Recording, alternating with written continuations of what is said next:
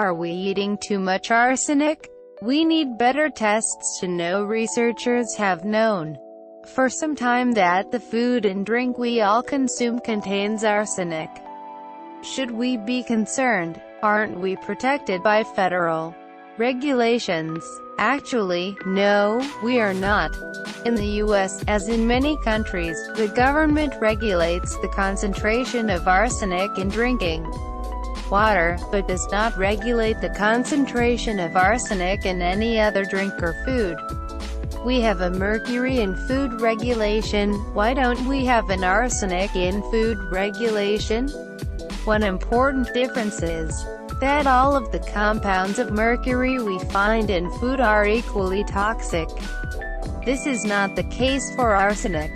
Although we normally think of arsenic compounds as potentially harmful, most of the arsenic we eat is harmless. Seafood, which contains by far the highest concentrations of arsenic, delivers it as arsenobutane, an organic chemical containing arsenic that is innocuous to us humans. How then should arsenic in food be regulated? To do that well, we need to develop better ways to determine the amounts of arsenic and other chemicals in our foods. Focus on rice. Scientists are still in the early days of collecting data on the arsenic content of food. So far, we think the only widely consumed foodstuffs with the potential for long-term health problems due to the arsenic content are rice and all rice-derived products, such as flour, cakes, crackers and infant formulas. Chemical analyses show that regardless of the origin of the rice, for arsenic-containing compounds account for about 95% of the arsenic that is released from rice on cooking. Two of the compounds, together known as inorganic arsenic, are known human carcinogens, and 2-monomethyl and dimethylated arsenic, or possibly carcinogenic to humans, according to the International Agency for Research on Cancer. There's a wide range of arsenic concentrations in food.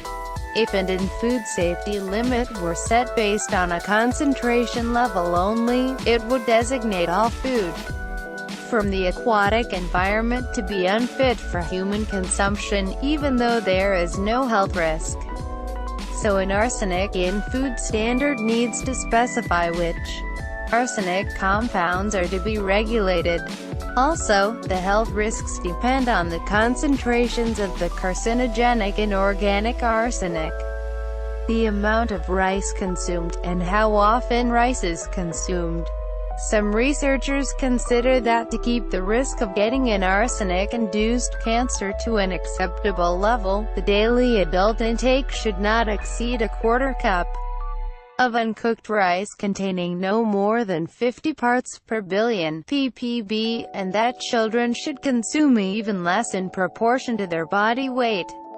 The results for the analysis of a large number of rice and rice products presented by both Consumer Reports and the U.S. Food and Drug Administration show almost all rice tested contained concentrations in excess, sometimes well in excess, of this 50 ppb limit. Brown rice has, in general, concentrations of arsenic higher than those in white rice. Recent science: we do not know how long we have been exposed. Only relatively recently have advances in chemical measurement technology made it possible to detect arsenic compounds at relevant concentrations in foodstuffs. The first results for the measurement of arsenic in rice were made in 1998. The global extent of the contamination was not apparent until 2005, when it was realized that some of the highest concentrations of both inorganic and methylated arsenic compounds are found in rice grown in the U.S. Results so far show that all rice, regardless of variety and origin, contains easily measurable concentrations of arsenic compounds. Why is there arsenic in rice? Rice is often grown in fields formerly used for cotton, whose production involved spraying with cacodyllic acid, the dimethyl arsenic compound, to kill boll weevil pests, and then with arsenic acid to kill and desiccate the plant prior to mechanical harvesting. Rice also assimilates arsenic to a greater extent than other crops, such as wheat and barley.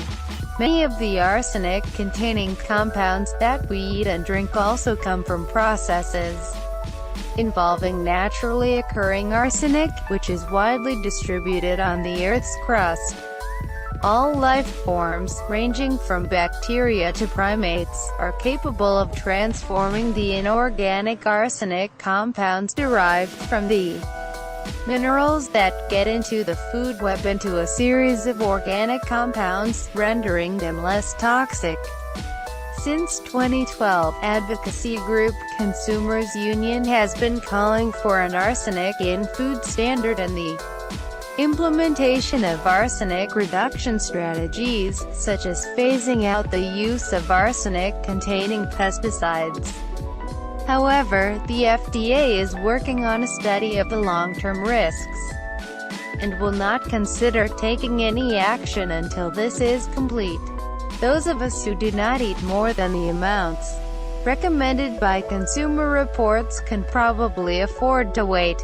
But some groups within the population, whose diet consists largely of rice, such as sufferers from celiac disease, infants, and Asian Americans, should be hoping for action sooner rather than later. Asian Americans are the only U.S. racial, ethnic population for whom cancer is the leading cause of death, and a diet heavy on rice could contribute to this. Better methods needed. Not all scientists agree on how to assess the health risks of consuming inorganic and methylated arsenic compounds. But no matter what the basis, at the very least, a meaningful arsenic and rice regulation has to be supported by reliable information on the inorganic arsenic concentration. Unfortunately, the chemical measurement community is making slow progress towards this capability. A recent round-robin proficiency test, in which almost 100 expert laboratories spread across 35 countries participated, involved the determination of the total arsenic and the inorganic arsenic in a carefully prepared rice flour reference material. Depending on how stringent the evaluation criteria applied were, between 23% and 41% of the participants did not get a satisfactory result for the determination of total arsenic, and between 25% and 43% did not get a satisfactory result for the determination of inorganic arsenic. Furthermore, only a third of the participants actually submitted a result for the inorganic arsenic content, which probably means they were unable to determine the concentration of the most harmful form. We know enough to be concerned, and consumers should be demanding more information. Incentives are needed not only to get rice suppliers to implement arsenic reduction strategies, but also to get analytical chemists to collaborate on the development of reliable methods. A hard-to-meet inorganic arsenic in rice standard of less than 100 parts per billion would be a good start.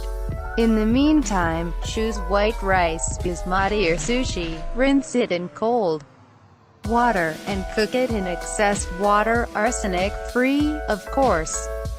Julian Tyson is professor of analytical chemistry at University of Massachusetts Amherst. This article was originally published on The Conversation.